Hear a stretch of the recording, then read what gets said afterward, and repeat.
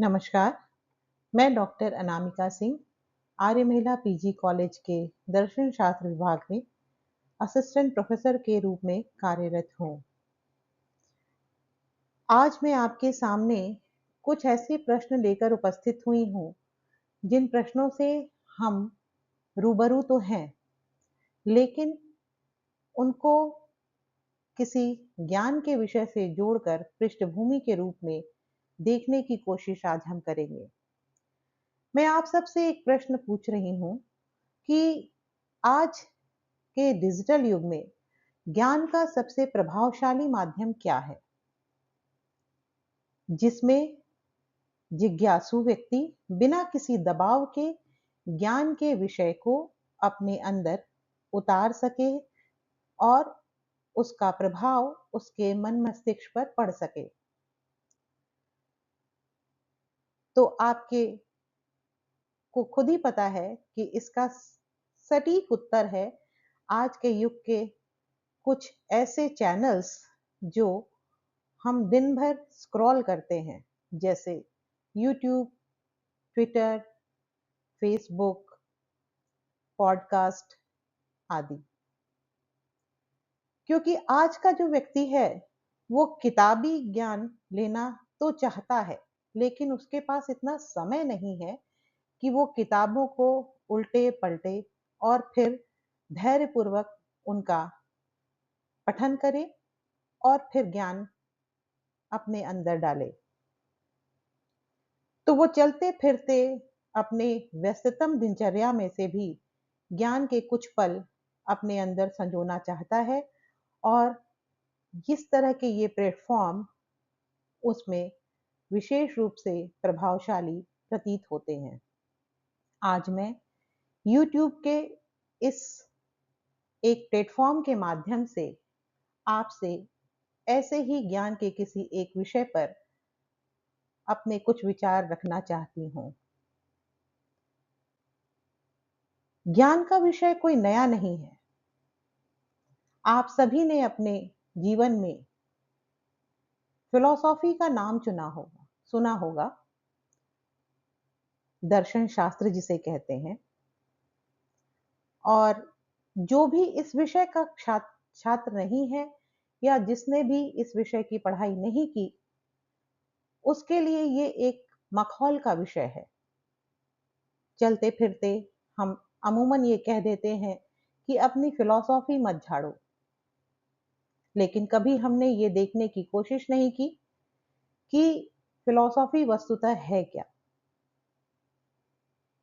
आज हम फिलॉसफी पर तो नहीं, लेकिन फिलॉसफी के किसी एक ब्रांच पर आज आपसे बात करने के लिए प्रस्तुत हुए हैं।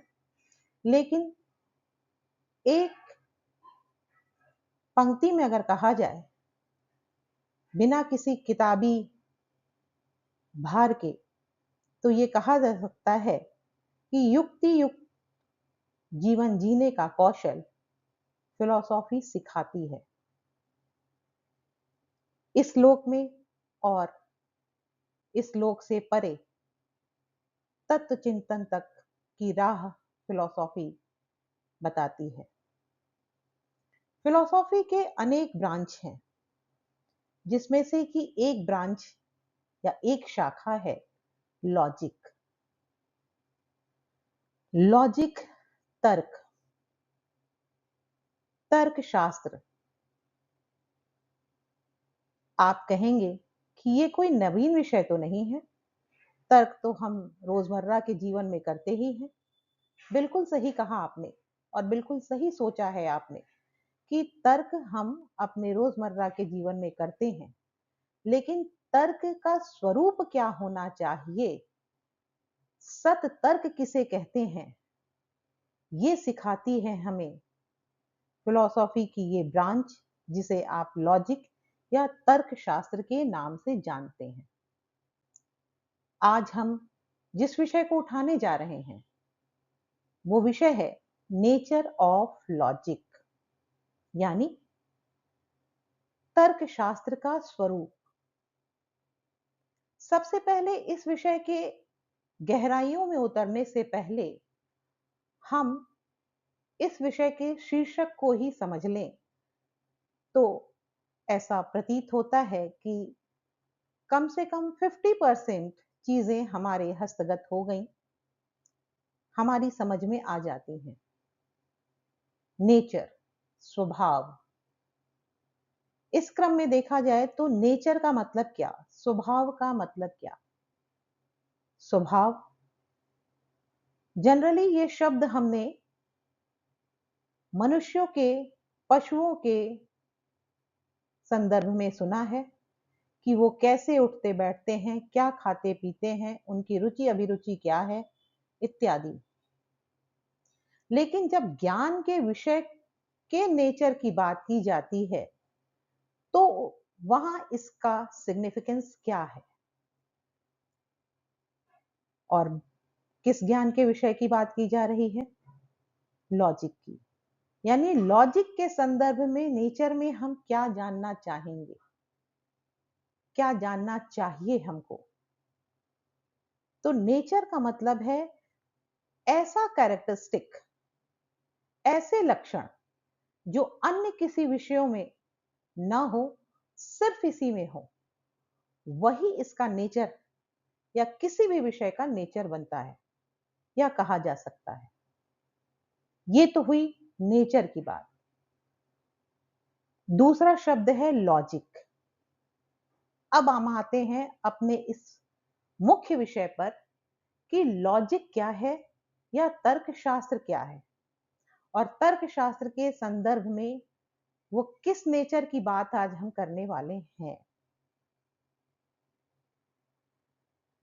आप और हम सब यानी पूरी मानव जाति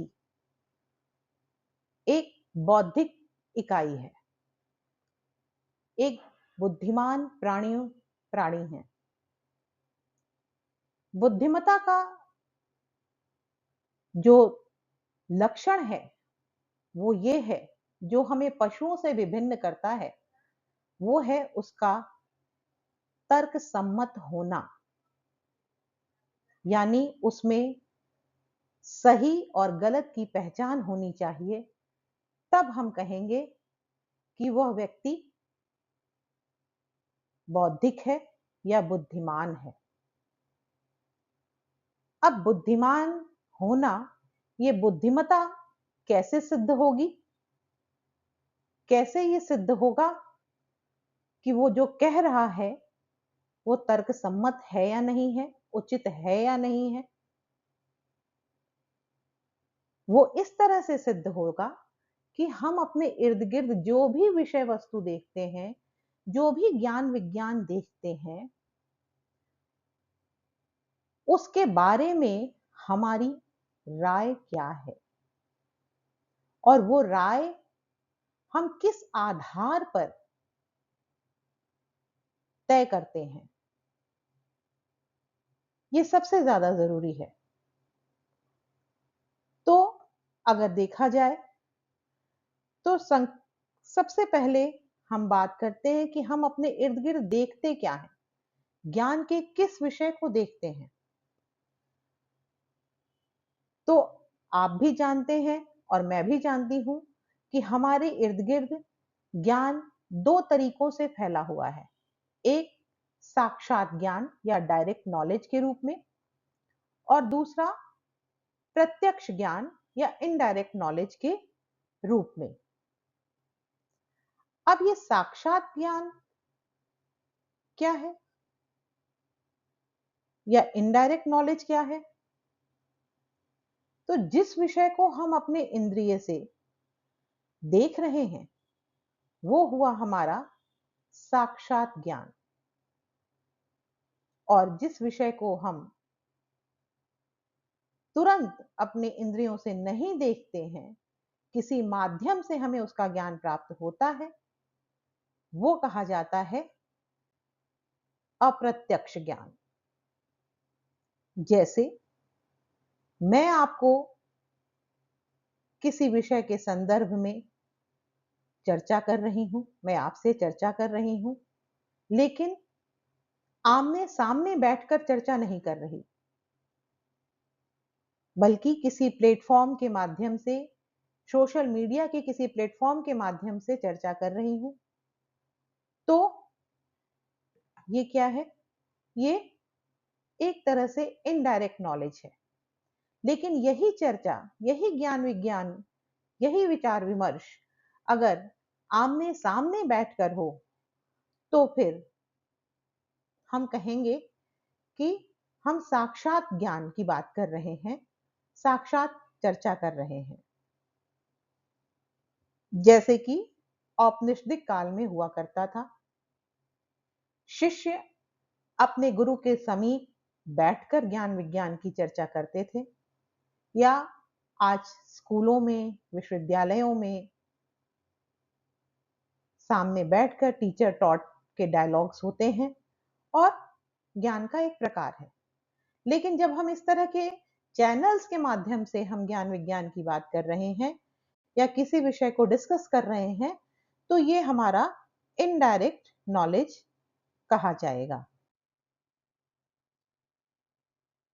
लॉजिक शब्द जो है, शुरुआत करते हैं हम इसकी लिटरल मीनिंग से या शाब्दिक व्युत्पत्ति से।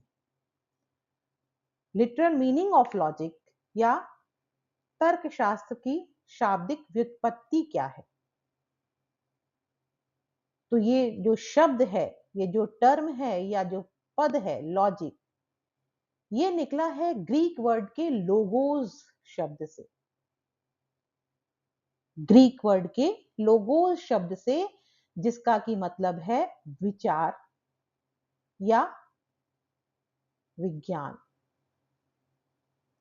अगर एक लाइन में कहें तो इस विचार या विज्ञान से भी क्या मतलब है हमारा? क्यों हम इसे विचार या विज्ञान कह रहे हैं? तो फिर हम देखते हैं कि ये जो विचार या विज्ञान वाली बात है, ये व्युत्पत्ति के अनुसार दरअसल ये भाषा में अभिव्यक्त विचारों का विज्ञान है। जो लिटरल मीनिंग ऑफ लॉजिक या लोगोस वर्ड की बात हो रही है, ये भाषा में अभिव्यक्त विचारों का विज्ञान है।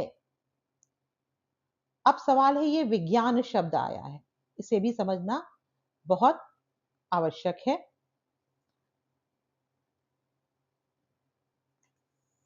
विज्ञान शब्द आते ही हमारे मन मस्तिष्क में, हमने बचपन से कई तरह के विज्ञानों की बात की है, सुनी है।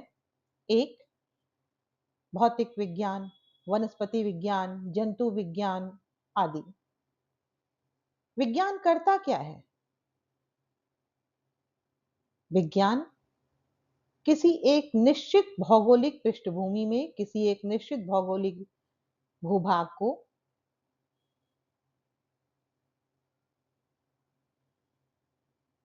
पकड़कर उसका एक सुव्यवस्थित अध्ययन करता है और अपने निष्कर्ष देता है। अब इसी प्रकार अगर हम इसी संदर्भ में तर्कशास्त्र की बात करें, तो हम ये कह सकते हैं कि तर्कशास्त्र क्या है? तर्कशास्त्र, जब तर्कशास्त्र के लिए कहा गया कि वो भाषा में अभिव्यक्त विचारों का विज्ञान है, तो ये भाषा से क्या मतलब? तो भाषा का मतलब है कि हमारा जो ज्ञान विज्ञान, जो अभी हमने अपने चारों ओर फैला हुआ है, उन ज्ञान विज्ञान को जब हम किसी भाषा में प्रयुक्त कर कर उसको अभिव्यक्त करते हैं, तो वो तर्क सम्मत ढंग से व्यक्त करते हैं, तो वो भाषा में अभिव्यक्त विचारों का विज्ञान या तर्कशास्त्र के स्वरूप में ढलने की प्रक्रिया में होता है। जनरली हम क्या करते हैं? जनरली हमने ज्ञान विज्ञान के विषयों को देखा, वो ज्ञान विज्ञान के विषय हमारे मस्तिष्क में विचारों के रूप में फ्लोट हुए और उन विचारों पर हमारी बुद्धि ने हमारे तर्कों ने कार्य करना प्रारंभ किया, यानी उसका एनालिसिस करना शुरू किया कि ये जो भी हमको ज्ञान विज्ञान प्राप्त हुआ है वो कितना सटीक है, कितना सही है, कितना उचित है या अनुचित है। यही मतलब हुआ, ये कार्य करने का काम कौन करता है? ये काम करने का काम लॉजिक करता है। और यही अर्थ इस लॉजिक के लोगोस वर्ड से निकलता है, क्योंकि इसमें हम न सिर्फ शब्दों या विज्ञानों के स्वरूप में भाषा में अभिव्यक्त विचारों को लेते हैं, बल्कि उस पर तर्कपूर्ण ढंग से वैचारिक मंथन करके अपना एक निर्णय भी देते हैं। ये तो हुआ लिटरल मीनिंग ऑफ लॉजिक। अब बात आती है डेफिनेशंस ऑफ लॉजिक की, यानी डेफिनेशंस ऑफ लॉजिक का मतलब है कि तर्कशास्त्र की कितनी तरह की परिभाषाएं दी गई हैं दर्शन शास्त्रियों द्वारा या तर्क शास्त्रियों द्वारा। तो हम ये देखते हैं कि जितनी भी परिभाषाएं दी गई हैं उन सारी परिभाषाओं को अगर हम वर्गीकृत करना चाहें तो उन्हें हम दो भागों में विभक्त कर सकते हैं। एक ट्रेडिशनल या क्लासिकल लॉजिक और दूसरा मॉडर्न लॉजिक। क्लासिकल लॉजिक का मतलब परंपरागत तर्कशास्त्र या तर्कशास्त्रियों द्वारा दी गई परिभाषा। परंपरागत तर्कशास्त्रियों में अरस्तु तो तर्कशास्त्र के जन्मदाता हैं ही, उन्होंने जो दी, और बाकी अन्य तर्कशास्त्री भी हैं जिन्होंने इस तरह की परिभाषाएं दी। और आधुनिक तर्कशास्त्री में भी कई तरह के तर्कशास्त्री आए हैं और उन्होंने अपनी अपनी परिभाषाएं दी हैं। आइए हम कुछ परिभाषाओं पर विचार करते हैं और देखते हैं कि आज तक कौन सी परिभाषा ऐसी है जो वास्तव में तर्कशास्त्र के स्वरूप को उसके रियलिस्टिक अप्रोच में डिफाइन करती है। तो सबसे पहले जो डेफिनेशन उठाई जाती है परंपरागत तर्कशास्त्रियों में वो है एल्ड्रिच की। इन्होंने कहा है logic is the art of reasoning, यानी लॉजिक क्या है? तर्क करने की कला है। जैसा कि अभी इसके पहले भी हमने चर्चा की थी कि लॉजिक आपको ये सिखाता है कि तर्क कैसे करना चाहिए, और वास्तव में ये इसका नेचर भी है। किसका? लॉजिक का। क्योंकि ये जितने भी पॉइंट्स आप देख रहे हैं, समझ रहे हैं, या जिन पर भी चर्चा हो रही है, वो सब मिला जुला कर नेचर ऑफ लॉजिक के ही पक्ष को डिफाइन कर रहे हैं। चाहे उसका लिटरल मीनिंग हो, चाहे उसकी डेफिनेशंस हो, या उसका इंट्रोडक्टरी पार्ट हो। तो logic is the art of reasoning, यानी लॉजिक क्या है? तर्क करने की कला है। आपने एक शब्द सुना होगा, नॉर्मेटिव साइंस। नॉर्मेटिव साइंस यानी नियामक विज्ञान, कि हमको क्या करना चाहिए, क्या करना है नहीं, क्या करना चाहिए।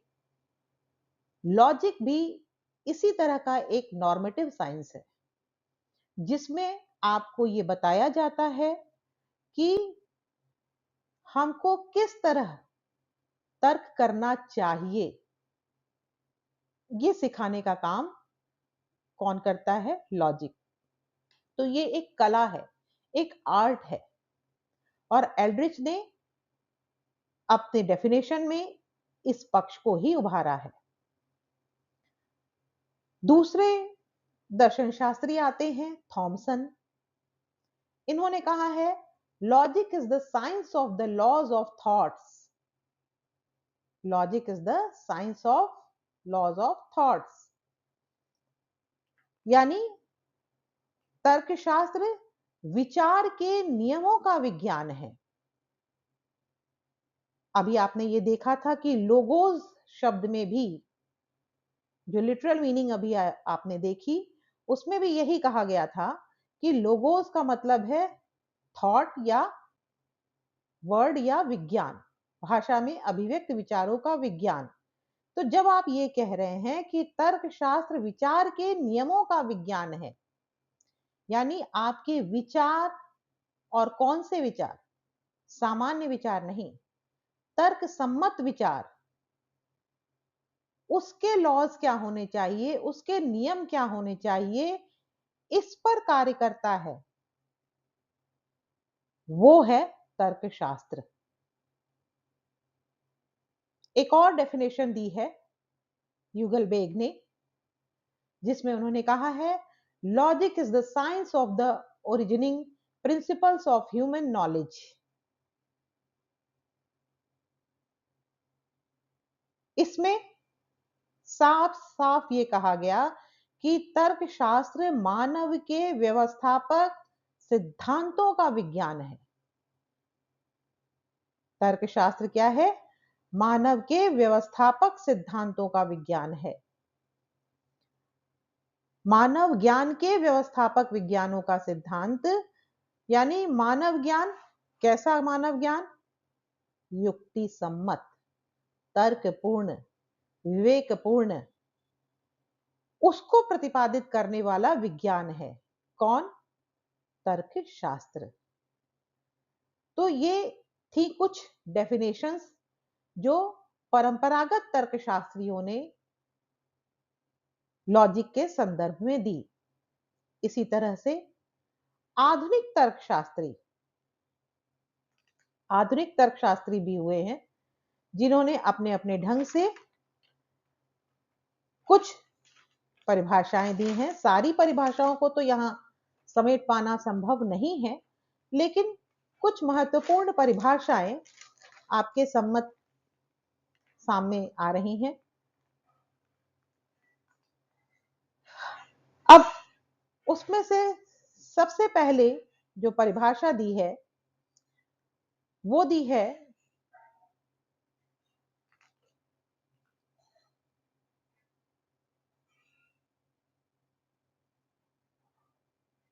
logic is the science of regulative laws of pure thought. It is the science of those principles according to which our thoughts should be so that they can be pure. B.N. राय ने। इसका मतलब है कि तर्कशास्त्र क्या है? तर्कशास्त्र या तर्क विद्या विशुद्ध विचार के विधानात्मक सिद्धांतों या रेगुलेटिव लॉज का विज्ञान है।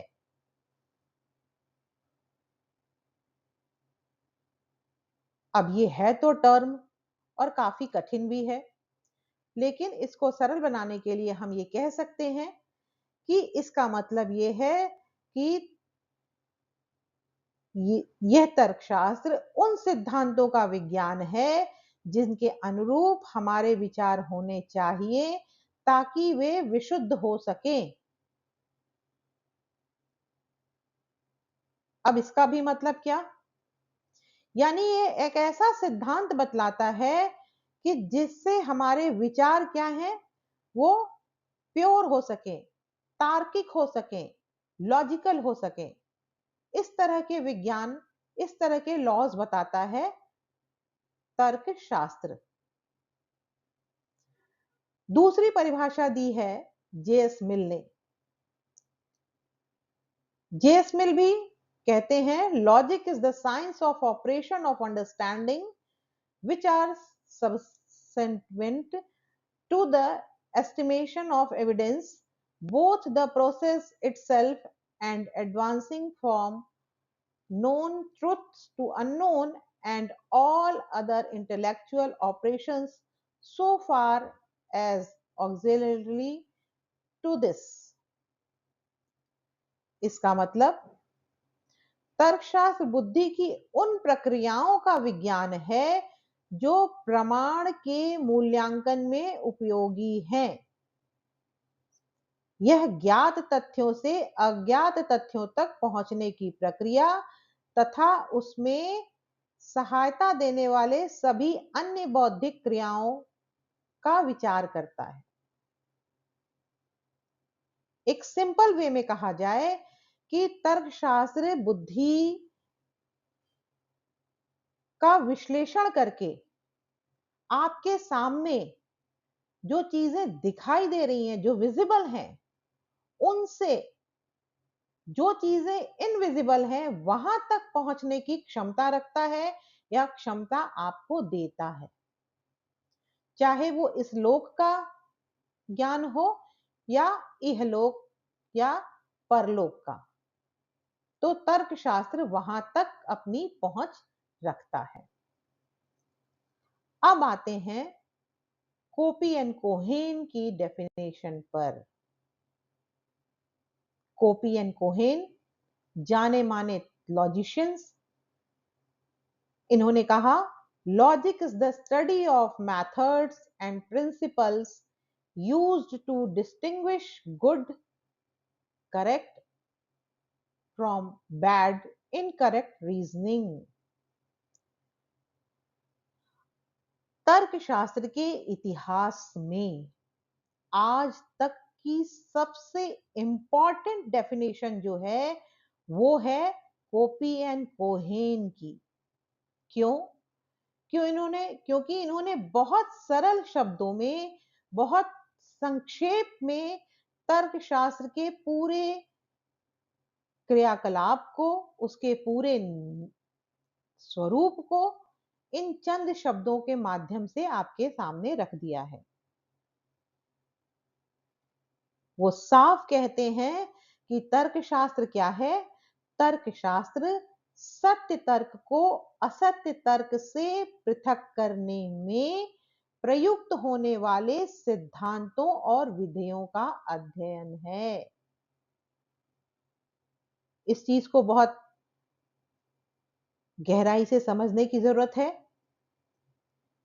देखिए, तर्क तो हम सभी करते हैं, लेकिन और अपने आप को तर्कशास्त्री भी मानते हैं। ये मानव स्वभाव है कि हमसे अच्छा तर्क या हमसे ज्यादा लॉजिकल कोई दूसरा हो नहीं सकता। हमने जो बात कही है वो 100% युक्ति सम्मत है, लॉजिकल है और सही है। ये हम सभी का अपना एक नजरिया होता है, हमने जो कुछ भी कहा है उसके बारे में। लेकिन कहा जाता है कि जब तक दूसरा सामने वाला आपकी उस बात की प्रामाणिकता को परख न ले, तब तक आप कितने सही हैं या कितने गलत हैं ये कैसे निर्धारित होगा। ये निर्धारित होगा जब आपको ये पता होगा कि सही तर्क या गलत तर्क कहते किसे हैं और सही और गलत में डिफरेंस करने के लिए आपके पास कौन से इंस्ट्रूमेंट, कौन सा मेथड है जिसके आधार पर आप ये कह सकते हैं कि अमुक तर्क सही है या अमुक तर्क गलत है। ये शिक्षा जो देता है वो है तर्कशास्त्र। और यही कारण है कि आज तक जितनी भी डेफिनेशंस दी गई, चाहे वो ओरिएंटल हो, ट्रेडिशनल हो या मॉडर्न हो, सबको चैलेंज किया गया, सबको क्रिटिसाइज किया गया, लेकिन कोपी एंड कोहेन की डेफिनेशन को आज तक सबसे सर्वोपरि और सबसे सटीक डेफिनेशंस के रूप में जाना और माना गया। उपर्युक्त परिभाषाओं की पृष्ठभूमि में अब हम आते हैं अपने अगले शीर्षक स्कोप ऑफ लॉजिक पर। स्कोप ऑफ लॉजिक का मतलब है तर्कशास्त्र का क्षेत्र, अर्थात तर्कशास्त्र किस तरह के विषयों पर काम करता है। इस शीर्षक में हम इसे समझने का प्रयास करेंगे। आप सभी ने सुन रखा है कि प्रत्यक्षम किम प्रमाणम, अर्थात प्रत्यक्ष को किसी प्रमाण की क्या आवश्यकता। जो चीजें विजिबल हैं उसके लिए हम किसी युक्ति या किसी सबूत की आवश्यकता नहीं पड़ती हमें, और न ही हम देते हैं। जैसे मान लीजिए कि अगर सामने टेबल रखा है, कुर्सी रखी है, तो इसे सिद्ध करने के लिए हमें किसी प्रमाण की कोई जरूरत नहीं कि ये अमुक टेबल है या अमुक कुर्सी है। लेकिन हाँ, आप जिस कमरे में बैठे हैं उस कमरे के बगल वाले कमरे में क्या रखा है, किस तरह की आवाजें आ रही हैं, कौन बैठा हो सकता है, वो क्लासरूम है या किसी का बेडरूम है आदि, ये ऐसे विषय हैं जो हमें डायरेक्ट विजिबल नहीं है या जिन्हें हम साक्षात नहीं देख रहे हैं। वहां हम एक अनुमान लगा सकते हैं कि वहां क्या वस्तु स्थिति होगी। तो कहा जाए तो स्कोप ऑफ लॉजिक में हमारा जो क्षेत्र है वो है इन्फ्रेंस का, यानी लॉजिक जिन विषय पर काम करता है वो है अनुमान का। जहां अनुमान से चीजें तय होती हैं, निर्णय लिया जाता है, वहीं आवश्यकता होती है तर्क लगाने की कि हमारा वो अनुमान सही है या गलत है। रोजमर्रा के उदाहरणों में अगर हम देखें तो हम ये कह सकते हैं कि अगर हम रास्ते पर चल रहे हैं और वहां सड़क गीली है, अब ये सड़क गीली किस कारण हुई है ये हमने तो नहीं देखा। लेकिन हाँ, अगर हम ऊपर आसमान की तरफ देखें और वहां हमें बादल के कुछ टुकड़े दिखाई दें तो हम ये कह सकते हैं कि वर्षा हुई थी इसलिए सड़क गीली होगी। तो यहां हमने जो तर्क लगाया वो एक उचित तर्क की श्रेणी में आ सकता है या उसको उचित तर्क की श्रेणी में माना जा सकता है। तो लॉजिक ऐसे ही अनुमान के क्षेत्रों पर कार्य करता है, प्रत्यक्ष इस क्षेत्र में नहीं आता।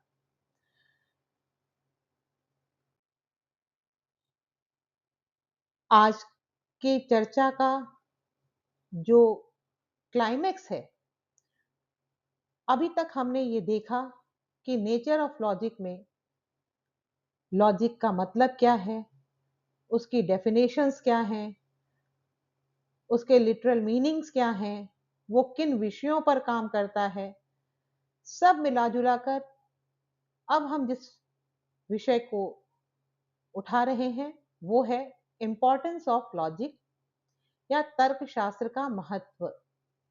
हालांकि ये एक ऐसा विषय है जो अभी तक हमने जो चर्चा की है उन्हीं से उभर कर आता है या उन्हीं में छिपा हुआ था, लेकिन एक पॉइंट वाइज, एक सिलसिलेवार निगाह से या दृष्टि से देखें तो हम इंपॉर्टेंस ऑफ लॉजिक के नाम पर इसको समझ सकते हैं।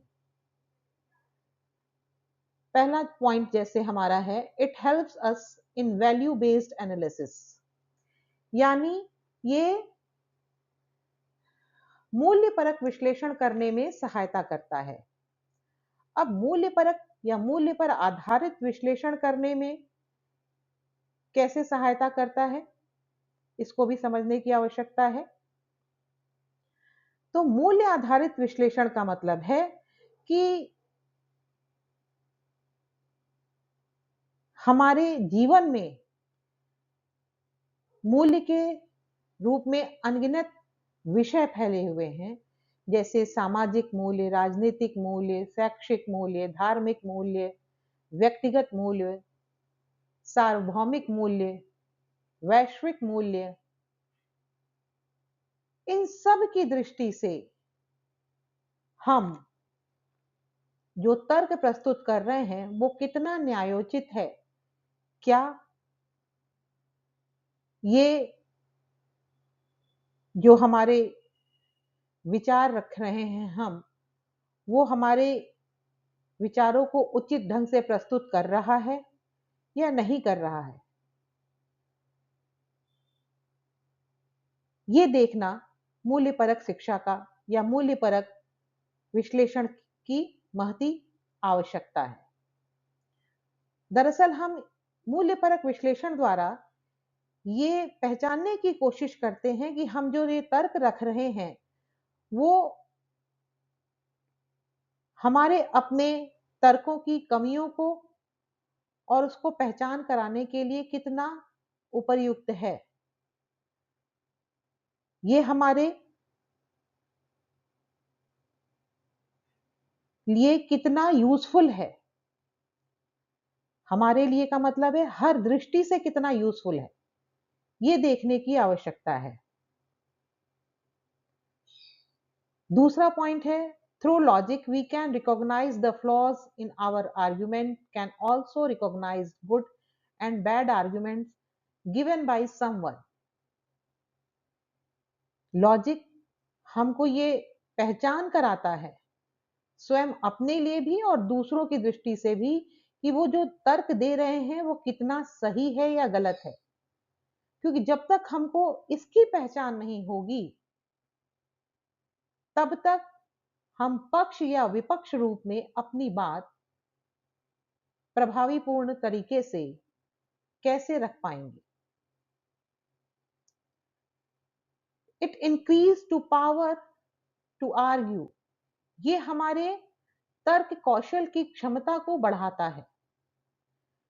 आप सभी जानते हैं कि हम एक मनुष्य हैं और हम सब चाहते हैं कि हम जब व्यक्तिगत स्तर पर हो या सामाजिक स्तर पर हो हमारी एक अलग पहचान हो, और हमारी अलग पहचान हमारे अपने भाषा कौशल, हमारे अपने प्रभावी संप्रेषण पर निर्भर करती है। तो हमारा जो भाषा कौशल है, हमारा जो बातचीत करने का तरीका है, वो कितना युक्ति सम्मत है और कितना लॉजिकल है, ये इस तरह की तर्क करने की क्षमता लॉजिक आपके अंदर इंक्रीज करती है। It can be applied in any field like politics, science etcetera. और आप इसके प्रमाण के रूप में राजनीति शास्त्र देख सकते हैं, साइंस देख सकते हैं। साइंस जो कि अपने हर पुराने सिद्धांत को एक नए सिद्धांत के रूप में डेवलप करता है, किस आधार पर? अपने उसी रीजनिंग पावर के आधार पर। पॉलिटिक्स में जो वक्ता होता है वो अपनी बात की काट या दूसरे की बात की काट कैसे रखता है? तर्क के आधार पर। क्योंकि हम सभी का जो अंतरिम लक्ष्य है वो क्या है? सत्य तक पहुंचना। The motion of logic is to find truth. अब ये ट्रुथ शब्द है तो बहुत बड़ा, फिलोसॉफिकल पॉइंट ऑफ व्यू से देखें तो, लेकिन अगर हम उतनी डेप्थ में बात नहीं भी करें, रोजमर्रा के जीवन में ही चर्चा करें, तो छोटे छोटे सत्य भी हमारे लिए उतने ही महत्वपूर्ण हैं जितने कि किसी विशेष मुद्दे पर या किसी विशेष विषय पर जाने जाने वाले अनउद्घाटित सत्य।